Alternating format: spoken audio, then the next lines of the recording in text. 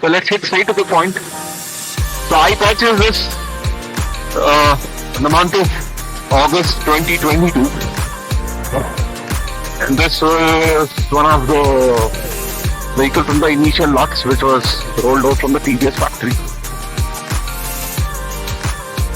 And like there are mixed opinions from my friends and also a few more so-called biking enthusiasts whom I have in my friend circle. So they were like, why do you want to buy a new motorcycle during the first batch itself? Let's wait for a few more months. I just wanted to take a chance and experience what this motorcycle is about. Since this is one of the first kind which the TVS Motor Company has given.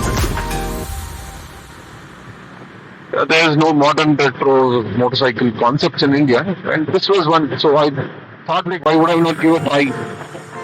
See what it feels. This costed me around 2,20,000 on road, and I got my first service done 3rd or 4th days from the date of purchase. So it was all good. I have ridden the motorcycle badly. I have travelled to the Nuclear corners of South India. Basically, I am from South India, so like the access to South Indian cities are very easy for me. And first and foremost, let me talk about the performance what this motorcycle has given so far. I would say performance-wise, the motorcycle is very, very good, and I am really happy with the performance what TVS promised when the product was launched, and the performance what this vehicle has been given, what has been giving me till date. Car delivery is pretty decent. It suits your city roads as well as village roads and off-roads, highways. It suits every kind of road.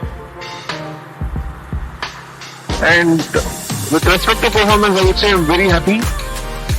Either be it the power-related performance or the fuel economy-related performance. When I talk about the power delivery, I am put up in a traffic-bound location in Bangalore. So I would say this motorcycle behaves very, very well. And since the low-end torque is pretty much good, it doesn't put you into a situation wherein you have to constantly keep rolling your gears, upshift, downshift, upshift, downshift. You don't have the confusions here. You can easily roll this vehicle even when you're on 4th gear in a busy traffic, or busy bumper-to-bumper traffic, where you don't have much to fit in with your gear. And I've been very comfortable doing that. And the clutch is slipper clutch. There's no much effort required to engage and disengage your clutch while you're constantly shifting gears. And moreover, as I said, I am not being put into a situation wherein I have to frequently shift gears. And the clutch application is, it is pretty easy. And I would say that is one of the added benefits what you get in a vehicle which has slipper clutch. The ease of operation.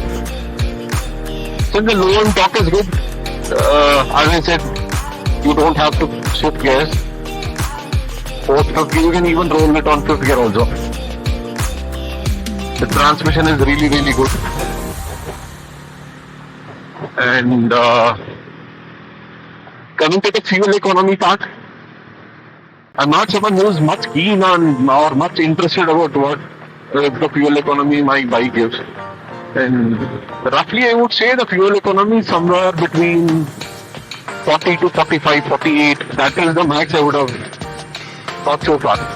And when you're in the highway ripping your motorcycle, you're beyond 100 kilometers per hour speed. The economy is somewhere between 30-35. I think that is a pretty comfortable economy zone or comfortable mileage what your vehicle is giving you. I think that's a pretty good mileage what your vehicle is giving you. Being a 225cc and you get a fuel economy of 30-35, that's really good. And the performance is really awesome. And talking about the handling, TVS has really done a very good job. I don't see any deterioration in terms of handling.